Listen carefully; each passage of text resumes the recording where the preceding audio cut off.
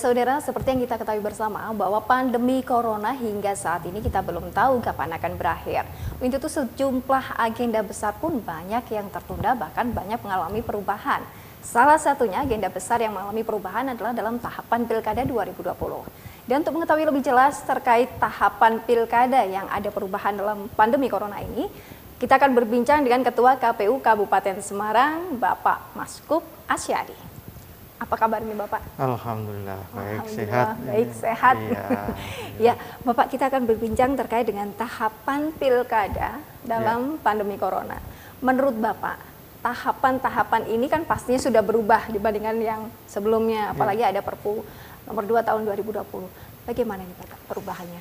Jadi perlu kami sampaikan bahwa KPU Kabupaten Semarang beserta 270 KPU Kabupaten termasuk provinsi yang menyelenggarakan Pilkada tahun 2020 ini kan tanggal 23 Maret yang lalu kita dilakukan penundaan terkait dengan tahapan ini. Berdasarkan Perpu 2 tahun 2020 ini kita masih menunggu PKPU mengenai tahapan pelaksanaan pemilihan lanjutan. Yang berdasarkan rapat dengar pendapat antara pemerintah, DPR RI dan KPU, Bawaslu serta DKPP, rencananya mulai bulan Juni ini tahapan pemilihan lanjutan akan dilaksanakan kembali dan pelaksanaan pemungutan suaranya direncanakan pada bulan Desember sesuai dengan pasal 201A ayat 2. Terkait dengan hal tersebut tentunya KPU Kabupaten Semarang dengan adanya pandemi ini tentu masalah kesehatan merupakan masalah yang utama. Apalagi KPU ini tagline-nya adalah melayani. Jadi jangan sampai nanti selaku penyelenggara pemilu ini justru menyebarkan COVID-19 kepada pemilih dan para pasangan calon. Ini menjadi hal yang penting yang harus kita lakukan persiapan dengan betul sehingga masyarakat ketika melaksanakan pesta demokrasi ini tidak kemudian menjadi was-was, kemudian pelaksanaannya juga bisa berjalan dengan lancar, kemudian tidak ada yang menjadi korban, meskipun kemarin 2019 kita juga ada yang karena faktor-faktor penyakit juga mengalami meninggal, sakit dan sebagainya. Nah ini kita harapkan kedepannya dengan adanya pandemi yang semuanya ini adalah hal yang baru, kita harus berhati-hati dalam penyelenggaraan pemilihan tahun 2020. Iya, berarti agenda tahapannya berubah nih Pak? Ya, secara ketentuan tahapan-tahapan itu kan sudah diatur di Undang-Undang 10 tahun 2016. Hanya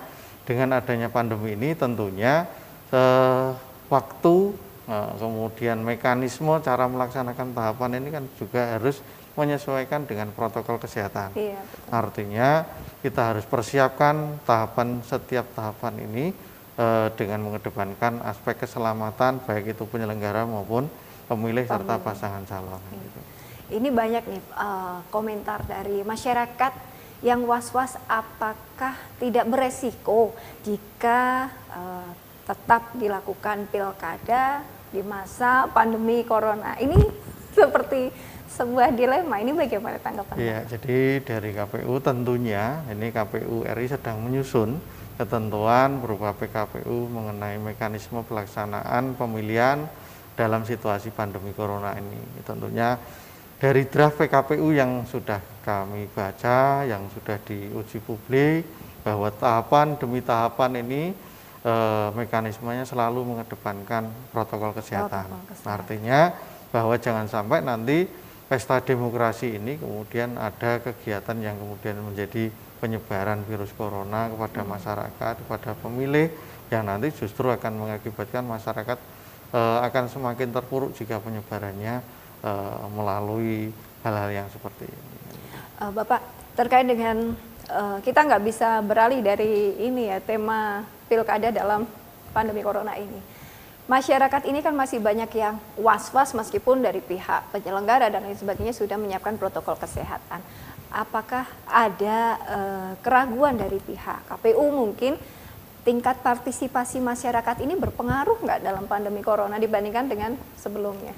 Tentu terkait dengan adanya pandemi corona ini, masyarakat kemudian fokusnya kan memang kemarin begitu tahapan dihentikan, tentu masyarakat kan perlu mendapatkan informasi yang benar kemudian mengenai tahapan, mekanisme pelaksanaan tahapan. Kalau kekhawatiran pasti masyarakat juga ada. Namun demikian masyarakat juga di Kabupaten Semarang ini secara tingkat kesadarannya pun kalau bisa dilihat dari penyebaran COVID, kita kan angkanya sekitar 20-an yang positif dan sebagainya. Namun angka 20 ini kan juga kita harus hati-hati.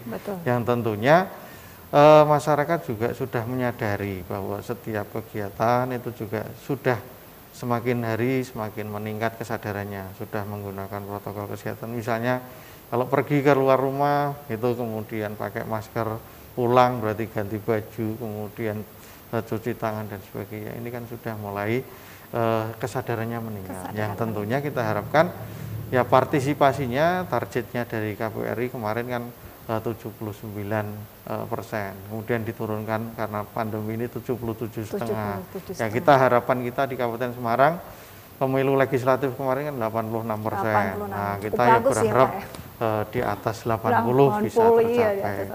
Ini diwujudkan juga dengan tata cara penyusunan TPS. Kalau pemilihnya berdasarkan rapat dengar pendapat tadi malam KPU dengan pemerintah tadi malam dengan DPR itu kan maksimal 500 dengan harapan bahwa tidak terjadi kerumunan massa ataupun kemudian lebih dekat kepada pemilih lokasi TPS-nya. Nah ini kita hari ini sedang menyusun meskipun imbasnya adalah ketika pemilih per TPS 500 ini anggarannya akan membengkak karena TPS-nya akan bertambah. Kemudian ada protokol kesehatan yang harus dipenuhi di TPS misalnya harus menyediakan hand sanitizer, tempat cuci tangan, termogan, karena pemilih yang kemudian diketahui suhu badannya lebih dari 38 itu kan harus memilih di bilik yang kita sediakan khusus kan begitu. Nah ini menjadi bagian yang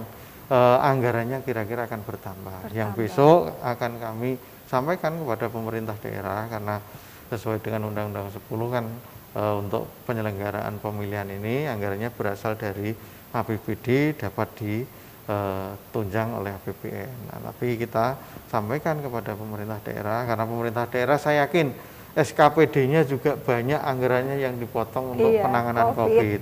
Nah ini apakah dengan kemudian tambahnya TPS ini implikasinya bukan hanya ke KPU karena nanti Bawaslu juga akan bertambah karena yang diawasi TPS-nya juga tambah. Personel kepolisiannya juga akan tambah untuk mengawasi dan sebagainya. Belum lagi ini yang bikin mungkin masyarakat bertanya-tanya. Kalau sudah ada hand sanitizer, cuci tangan, masker, kemudian termogan, untuk pencoblosan kan kita menggunakan paku. Ini nanti gimana Pak? Apakah pemilih menggunakan sarung tangan dari plastik atau apa yang sekali pakai langsung buang, atau dari pihak penyelenggara memberikan alat coblos sendiri yang mungkin seperti apa ya? Misalkan tusuk gigi yang langsung dibuang atau bagaimana nih? Ya, jadi di rancangan PKPU di dalamnya adalah pemilih dikasih sarung tangan plastik. Sarung tangan plastik. Tapi di situ juga belum disebutkan alat untuk mencoblosnya seperti apa. Yang tentu nanti kan KPU akan mengeluarkan petunjuk teknis terkait dengan alat coblosnya seperti apa. Kalau di rancangan PKPU ya intinya penyelenggara terutama KPPS pakai sarung tangan, pemilihnya pakai sarung tangan, alat coblosnya, nah itu yang belum ditentukan apakah nanti modelnya seperti tusuk gigi dan sebagainya. Termasuk juga nanti terkait dengan tinta. Kalau kemarin kan dimasukkan ke dalam botol biasanya gitu. Nah itu kalau dimasukkan sekarang kan rawan nanti bisa bercampur banyak